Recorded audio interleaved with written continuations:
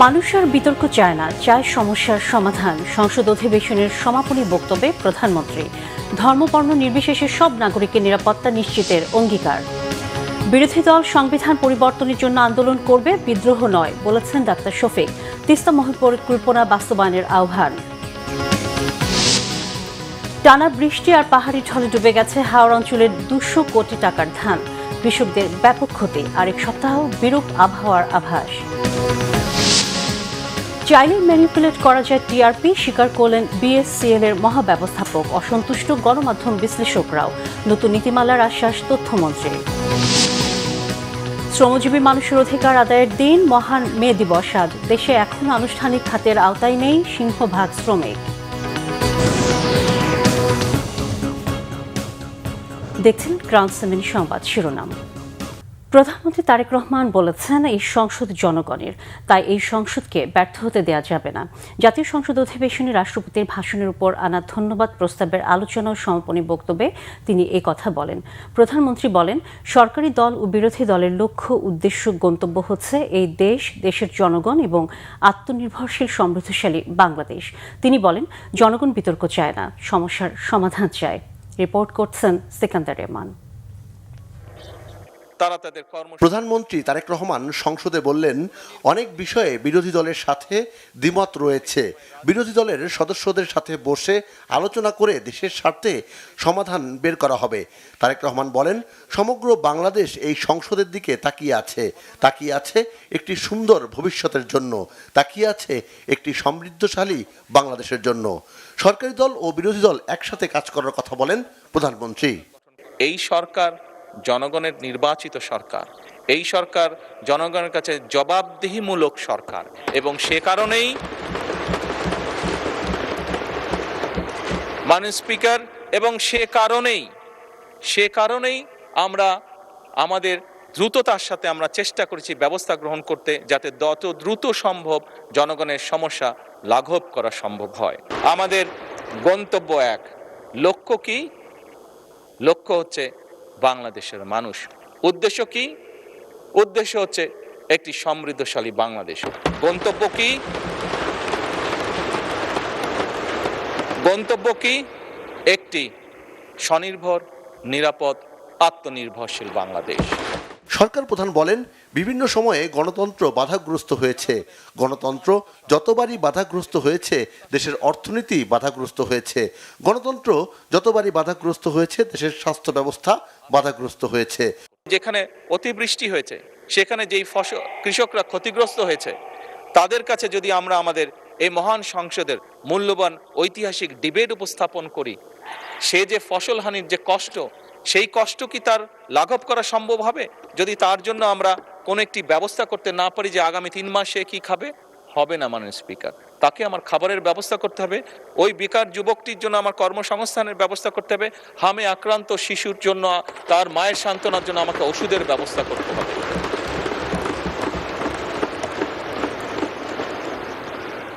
মাননীয় স্পিকার, আমার কাছে একজন রাজনীতিবিদ হিসাবে মনে হয়, খুব সম্ভবত বাংলাদেশের মানুষ যত না রাজনৈতিক ডিবেট চায়, যত না রাজনৈতিক বিভিন্ন বক্তব্য চায়, তার থেকে তারা তাদের সমস্যার সমাধান চায়। আলোচনার মাধ্যমে জনগণের প্রয়োজনে যে কোনো সময়ে যে কোনো সমস্যা সমাধানের কথাও জানান প্রধানমন্ত্রী তারেক রহমান।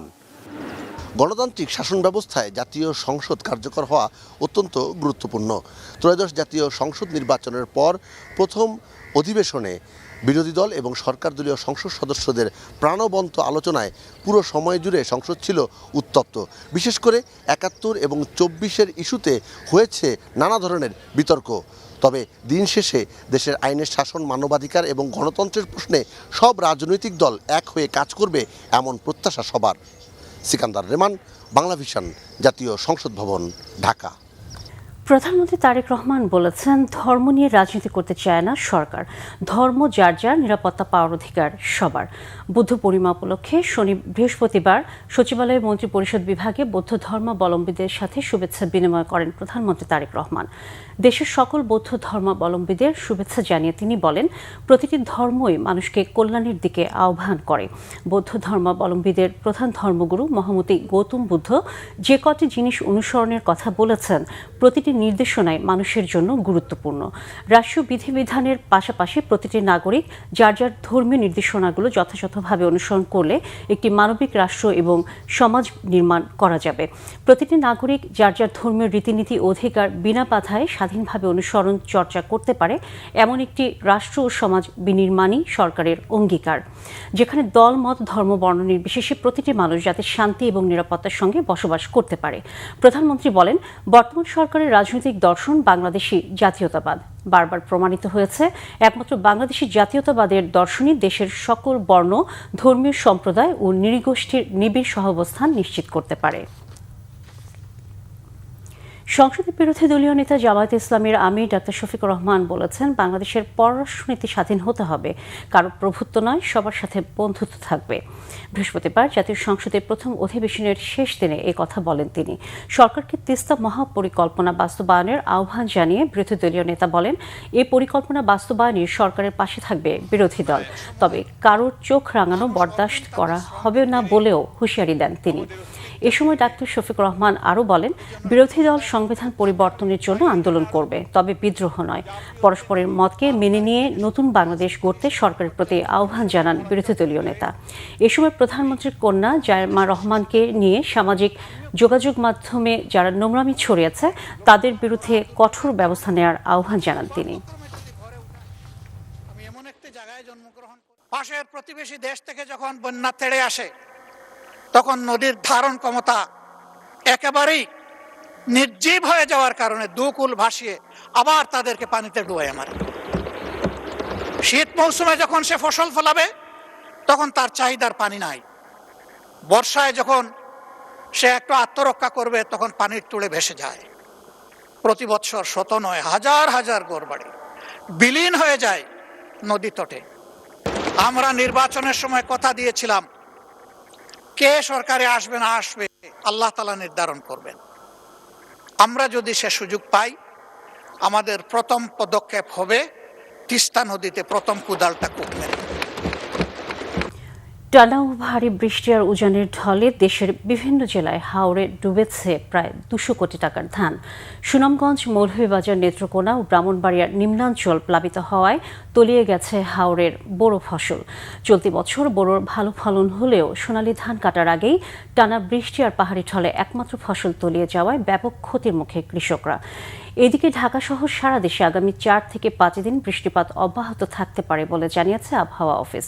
প্রতিনিধিদের পাঠানো তথ্য ছবিতে দেখুন ডেস্ক রিপোর্ট। সুনামগঞ্জের হাওর জুড়ে এখন চলছে কৃষকের জীবনযুদ্ধ। বৃষ্টির পানিতে ফসলের একাংশ তলিয়ে যাওয়ায় যে ক্ষতির মুখে পড়েছেন কৃষকরা, তা থেকে উত্তরণের পথ খুঁজে পাচ্ছেন না তারা। সুনামগঞ্জের অন্যতম বড় হাওর খরচার হাওর। সদর ও বিশম্ভরপুর উপজেলার শতাধিক গ্রামের কৃষক বোরো ধান আবাদ করেন এই হাওরে। টানা বৃষ্টিতে এই হাওরেরও অনেক ফসল তলিয়ে গেছে পানির নিচে।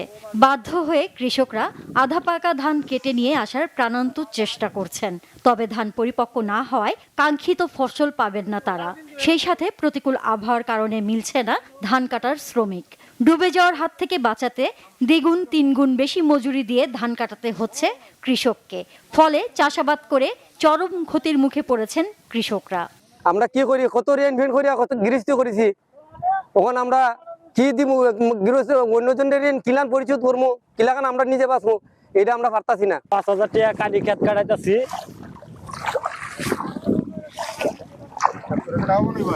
লাভ নাই, লস ছাড়া লাভ নাই। অর্ধেক ধান কাঁচা, এমনকি ধান পাকছেও না। দেখেন অর্ধেক কাঁচা ধান পাকছে না ধান। এদিকে প্রতিকূল আবহাওয়ার কারণে হাওরের অবশিষ্ট ধান দ্রুত কেটে নিয়ে আসার তাগিদ কৃষি বিভাগের। আকস্মিক বন্যার একটা সতর্ক বার্তা রয়েছে পানি উন্নয়ন বোর্ড এবং আবহাওয়া অধিদপ্তর থেকে। সেই লক্ষ্যে আমরা কৃষকদেরকে সচেতন করে যাচ্ছি যাতে মাঠের পাকা ধান যাতে কৃষকরা সহজেই কেটে ফেলে, যাতে কোনোভাবেই পাকা ধান জমিতে না রাখে, বিশেষ করে 80% যে সমস্ত জমির ধান পাকা আছে সেটা যাতে দ্রুত কেটে ফেলে। মৌলভীবাজার জেলার হাকালুকি হাওর, হাইল হাওর, কাওয়াদিঘি হাওর সহ ছোট বড় সব কয়টি হাওরের বড় ফসল এখন পানির নিচে। এতে হাওরের ব্যাপক ক্ষতি হয়েছে। কৃষি বিভাগের তথ্য মতে গত কয়েকদিনের টানা বৃষ্টিতে তলিয়ে গেছে 797 হেক্টর বোরো ধান। নিমজ্জিত ধানগুলো খুব বেশি হলে 5 থেকে 7 দিন পর্যন্ত ভালো থাকতে পারে। এর বেশি সময় পার হলে ধান নষ্ট হয়ে যাওয়ার সম্ভাবনা রয়েছে বলে জানিয়েছে কৃষি বিভাগ। ধান তো মেঘে পচে গেছে, মেঘের দ্বারাই ধান মানুষ তুলতে পারতেছে না, আমরাও তো মেশিন দিয়ে ধান নিতে পারতেছি না। ধান রয়েছে পর্যাপ্ত পানির মুড়ো, পর্যাপ্ত পরিমাণের শ্রমিক নাই, শ্রমিক পাওয়া যান না, এরপরে পানি নৌকা নাই। গরিব মানুষ এই মাজন করিয়া করছি, এখন আমরা কি বিধি ব্যবস্থা হয়। হাওরে যে অকর্তৃত ধানগুলো রয়ে গেছে যাতে এগুলো নির্বিঘ্নে কৃষক কাটতে পারে, সেজন্য আমরা জেলা পক্ষ থেকে আমাদের উপজেলাতে প্রতিনিয়ত আমরা মনিটর করছি, যাতে করে বিশেষ করে কম্বাইন হারভেস্টারগুলো তারা চালিয়ে এই ধানগুলো কাটতে পারে। যেই জায়গার মধ্যে কম্বাইন হারভেস্টার যাচ্ছে না সেখানে হয়তো কিছু করার নাই, সেখানে লেবার দিয়ে তারা কষ্ট করে কৃষক কাটছে। হাওর উন্নয়ন বোর্ডের আওতাধীন এনে এই এলাকায় বন্যা নিয়ন্ত্রণে স্থায়ী বেড়িবাঁধ নির্মাণের দাবি এলাকাবাসীর। এদিকে ব্রাহ্মণবাড়িয়ায় টানা কয়েকদিনের বৃষ্টির পর অবশেষে স্বস্তি ফিরেছে। বৃহস্পতিবার সকাল থেকে বৃষ্টি না হওয়ায় হাওর অঞ্চলের পানি কিছুটা কমতে শুরু করেছে। এতে দ্রুত পাকা ধান কেটে ঘরে তুলেছেন কৃষকরা। এর আগে বৃষ্টি ও উজানের ঢলে জেলার হাওর এলাকার 600 বিঘা জমির পাকা ধান তলিয়ে যায়। Nazneen Akhtar, Bangla Vision, news desk. Television rating point বা টিআরপি ইচ্ছে করলেই ম্যানিপুলেট করা সম্ভব, নিজেই স্বীকার করলেন টিআরপি নির্ধারণকারী প্রতিষ্ঠান বিএসসিএল এর মহাব্যবস্থাপক। এমনকি যে পদ্ধতিতে রেটিং নির্ধারণ করা হয় তা নিয়েও অসন্তুষ্টির কথা জানান তিনি। আর টিআরপি পদ্ধতি শতভাগ ডিজিটালাইজেশন ছাড়া এই সমস্যা থেকে উত্তরণের উপায় দেখছেন না গণমাধ্যম বিশ্লেষকরা। টিআরপি সিস্টেমকে স্বচ্ছতা ও জবাবদিহিতায় আনতে শিগগিরই নতুন নীতিমালা প্রণয়নের আশ্বাস দিলেন তথ্য ও সম্প্রচার মন্ত্রী জহিরুদ্দিন স্বপন। বিস্তারিত মামুন আব্দুল্লাহ রিপোর্টে। টিআরপি বা টেলিভিশন রেটিং পয়েন্ট, সহজে বলতে গেলে টেলিভিশনে কোন চ্যানেল মানুষ বেশি দেখে কিংবা কম দেখে তা নিরূপণের যে পদ্ধতি তাই হচ্ছে টিআরপি। দেশে আগে টিআরপি সংগ্রহ করত সিরিয়াস এবং এমআরবি নামক বেসরকারি সংস্থা। সে সময় টিআরপিতে নানা রকম অনিয়ম, জালিয়াতি ও পক্ষপাতদুষ্ট ভূমিকার কারণে বাতিল হয় সেই প্রতিষ্ঠান। এমন অভিযোগের মুখে 2023 সালের জানুয়ারিতে সরকারি প্রতিষ্ঠান বাংলাদেশ স্যাটেলাইট কোম্পানি লিমিটেড বিএসসিএলকে টিআরপি সেবা দিতে তথ্য ও সম্প্রচার মন্ত্রণালয় প্রস্তাব দেয়। প্রস্তাবনা অনুযায়ী এক নির্দেশনায় কমপক্ষে 2000 ডিভাইস বা সেট টপ বক্স স্থাপনের মাধ্যমে কার্যক্রমের শর্তে চুক্তি স্বাক্ষরিত হয়। সেখানে 2000 দূরে থাক মাত্র 300 ডিভাইস দিয়ে টিআরপি নির্ধারণ করছে বিএসসিএল। টিআরপি ম্যানুপুলেট নিয়ে টেলিভিশনের অভিযোগের সত্যতা মেলে গণমাধ্যম সংস্কার কমিশনের প্রতিবেদনেও। কমিশন প্রধান টিআরপিকে ভৌতিক বলে আখ্যা দেন, যেখানে দেখা যায় দেশের শীর্ষস্থানীয় টেলিভিশন চ্যানেলগুলোকে পেছনে ফেলে সামনে দেওয়া হয় নিচের সারির কিছু টেলিভিশন। অভিযোগ আছে কয়েক হাত ঘুরে আর্থিক লেনদেনের মাধ্যমে টিআরপি নির্ধারণ করারও। আমরা তো রিপোর্টে কোনো মিথ্যা কথা লিখি নাই, আমরা তো রিপোর্টে যা লিখেছি সব এভিডেন্স বেসড, প্রমাণ, সরকারি নথি, এগুলোর ভিত্তিতেই করেছি। ওখানে তো কোনো মিথ্যা কথা লেখার কোনো সুযোগ নেই। তবে এই ভৌতিক গল্পই শেষ নয়। টিআরপি পদ্ধতি যে সহজেই ম্যানুপুলেট করে যে কোনো টেলিভিশনের পক্ষে রেটিং পয়েন্ট বাড়ানো যায় তাও স্বীকার করলেন খোদ টিআরপি নির্ধারণকারী প্রতিষ্ঠান বিএসসিএল এর মহাব্যবস্থাপক শাহ আহমেদুল কবির। ম্যানিপুলেট করা সম্ভব। ম্যানিপুলেট করা, ধরেন আপনি কোনো একটা বাসার ঠিকানা জেনে গেলেন যে এই বাসায় এরকম একটা বক্স আছে, এই বক্সটা মানে আপনার কি লাগবে, ওই বাসার লোককে কনভিন্স করতে হবে যে আপনি আমার টেলিভিশনটা বসে বসে দেখবেন। আপনি বাসায় থাকেন না থাকেন, আপনি ঘুমায় থাকেন, জেগে থাকেন, রান্না করতে যান, গোসল করতে যান, এই টেলিভিশন চালা চলে যাবেন, তাহলে আমার কাছে তো রিডিং আসবে। তো এটাও কিন্তু আমাদের আবার সিস্টেম কিন্তু এটা ধরতে পারে। আপনি যে ডিজিটালাইজেশনের কথা বলেছেন, এখানে কিন্তু আমার সিস্টেমটা এটা ধরতে পারে যে ধরুন অ্যাবনর্মাল ভিউ, সে হয়তো অ্যাবনর্মাল ভিউ না করলো, সে যেভাবে রেটিং বাড়ানো দরকার সেভাবেই করলো, সেক্ষেত্রে কি আপনাদের ধরার উপায় আছে? সেক্ষেত্রে ধরা খুব ডিফিকাল্ট, সেক্ষেত্রে ধরা খুব ডিফিকাল্ট, ভেরি ডিফিকাল্ট। বিভিন্ন টেলিভিশন চ্যানেলের নাম দিয়ে ফোন করে তাদেরকে বিভিন্ন ধরনের অফার দেয় যে আপনি আমার চ্যানেলটা দেখবেন, আপনি মাসে এই করে পাবেন, অমুক জায়গায় আপনার টাকা পৌঁছা যাবে, একটা বিকাশ নাম্বার দেন, এই করেন সেই করেন, এরকম কিছু বলে, বা আপনার বাসায় গিফট পাঠাবো, অনেক ধরনের প্রলোভন দেখায়। তো তারা আবার এগুলো মাঝে মাঝে আমাদেরকেও জানায় যে স্যার এরকম কি দিলেন বাসায়, এখন তো বিভিন্ন দিক থেকে ফোন আসে। ইভেন প্রথমে হয়তো যে আমার চ্যানেল দেখেন, এখন কম্পিটিশনটা এমন পর্যায়ে গেছে যে ওই চ্যানেল দেখবেন না ওই জন্য টাকা দেয়। আমরাও এটাতে খুব বিরক্ত স্যাটেলাইট কোম্পানি হিসাবে, যে এটা কি একটা জিনিস আমরা নিয়েছি, এটা তো আমরা ম্যানেজ করতে পারছি না, আমাদের সাথে কাস্টমারদের সবার রিলেশনশিপ খারাপ হয়ে যাচ্ছে। গণমাধ্যম বিশ্লেষকরা বলছেন, দীর্ঘদিন ধরে জিয়ে থাকা এই সমস্যা নিরসনে সম্পূর্ণ ডিজিটালাইজেশনের কোনো বিকল্প নেই। একটা টেলিভিশন চ্যানেল যেটার মান ভালো না, সে ডিজিটাল প্ল্যাটফর্ম থেকে সেরকম ইনকাম করতে পারছে না, কিন্তু এই টিআরপিতে সে ম্যানিপুলেশন করে সে কিন্তু বিজ্ঞাপনী সংস্থার কাছ থেকে ভালো ইনকাম করছে। তো ফলে আপনি কিন্তু এটা বের করা খুব সহজ।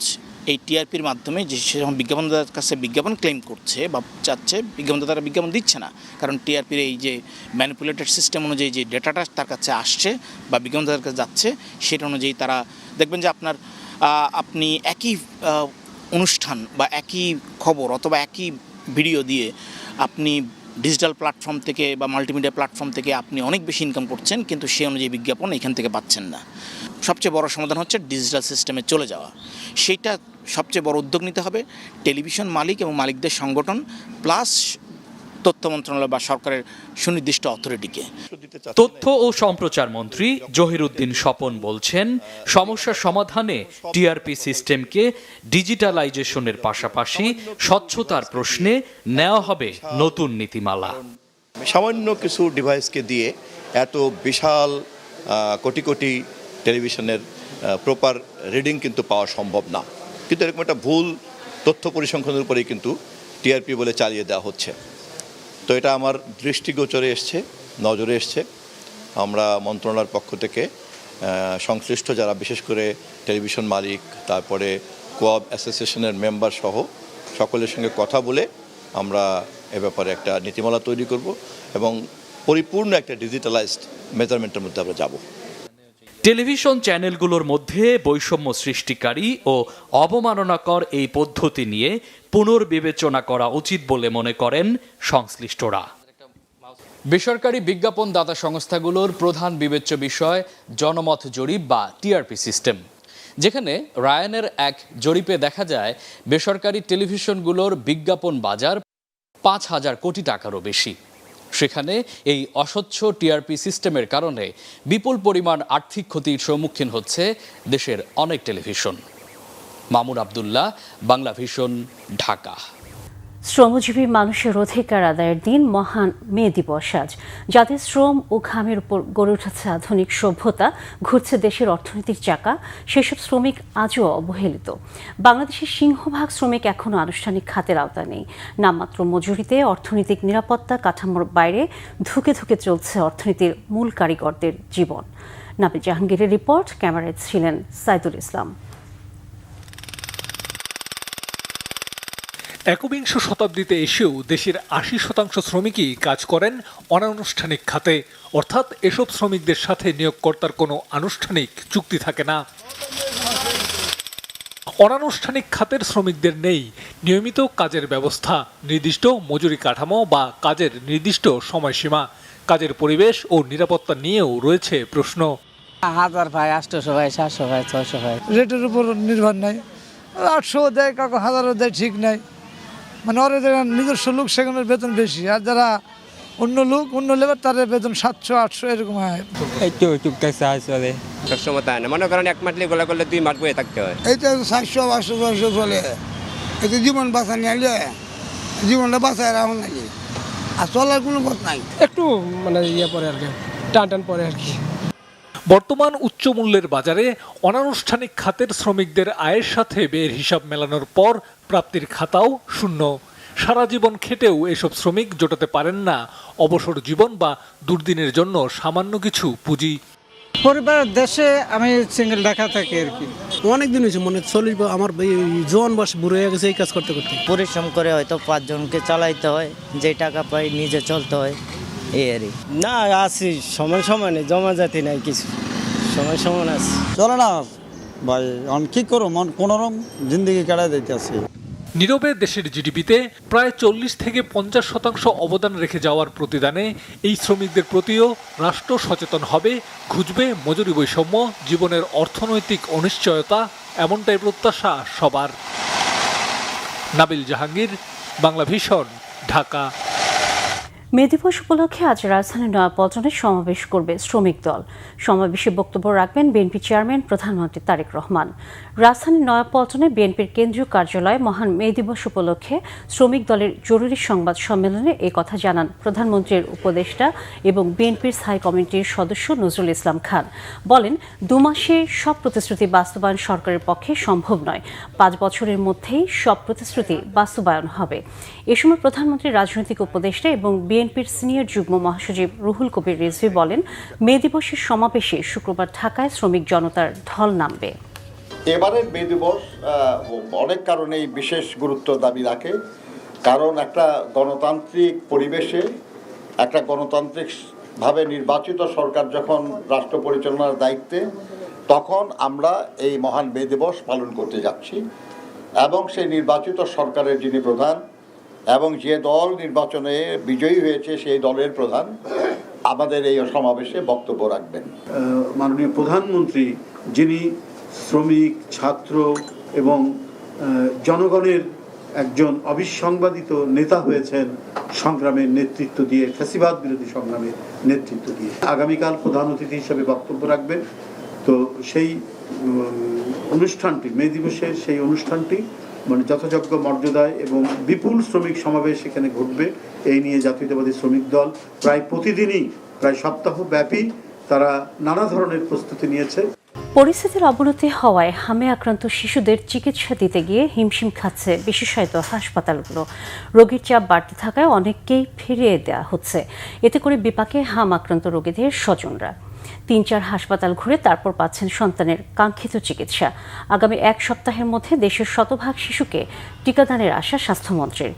দেশব্যাপী চলমান টিকা কার্যক্রমের ফলে হামের প্রকোপ কমে আসার আশাবাদ চিকিৎসকদেরও। একদিনে হাম উপসর্গের মৃত্যু হয়েছে আরও 2 শিশুর। মহাখালী ডিএনসিসি হাসপাতালে প্রায় 400 হাম রোগী চিকিৎসাধীন। টানা কয়েকদিনের জ্বর, শরীরে লালচে দাগ, নিউমোনিয়া সহ শিশু সন্তানের নানা উপসর্গ নিয়ে হাসপাতালে ছুটে আসছেন সবাই। চিকিৎসকরা বলেন, সুস্থ হয়ে বাড়ি ফেরার পরও অনেকে আবার অসুস্থ হয়ে ফিরে আসছে হাসপাতালে। সংবাদ শেষ করব ক্রাউন সিমেন্ট শিরোনামগুলো আরেকবার জানিয়ে।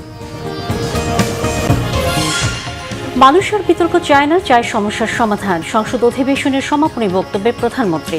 ধর্ম, বর্ণ নির্বিশেষে সব নাগরিকের নিরাপত্তা নিশ্চিতের অঙ্গীকার। বিরোধী দল সংবিধান পরিবর্তনের জন্য আন্দোলন করবে, বিদ্রোহ নয়, বলেছেন ডাক্তার শফিক। তিস্তা মহাপরিকল্পনা বাস্তবায়নের আহ্বান। টানা বৃষ্টি আর পাহাড়ি ঢলে ডুবে গেছে হাওড় অঞ্চলের 200 কোটি টাকার ধান। কৃষকদের ব্যাপক ক্ষতি, আরেক সপ্তাহ বিরূপ আবহাওয়ার আভাস। চাইলে ম্যানিপুলেট করা যায় টিআরপি, স্বীকার করলেন বিএসসিএল এর মহাব্যবস্থাপক। অসন্তুষ্ট গণমাধ্যম বিশ্লেষকরাও। নতুন নীতিমালার আশ্বাস তথ্যমন্ত্রীর। শ্রমজীবী মানুষের অধিকার আদায়ের দিন, মহান মে দিবস আজ। দেশে এখনো আনুষ্ঠানিক খাতের আওতায় নেই সিংহভাগ শ্রমিক। এই ছিল এখনকার মতো। পরের সংবাদ সকাল 10টায়, এর আগে 9টায় রয়েছে নিউজ টপ 10 দেখার আমন্ত্রণ রইল। এছাড়া বাংলা ভিশন সংবাদ ও সংবাদ সংশ্লিষ্ট অনুষ্ঠান দেখতে ভিজিট করুন www.bvnews24.com ও facebook.com/banglavishnnews এবং সাবস্ক্রাইব করুন youtube.com/banglavishnnews। সাথে থাকার জন্য ধন্যবাদ সবাইকে।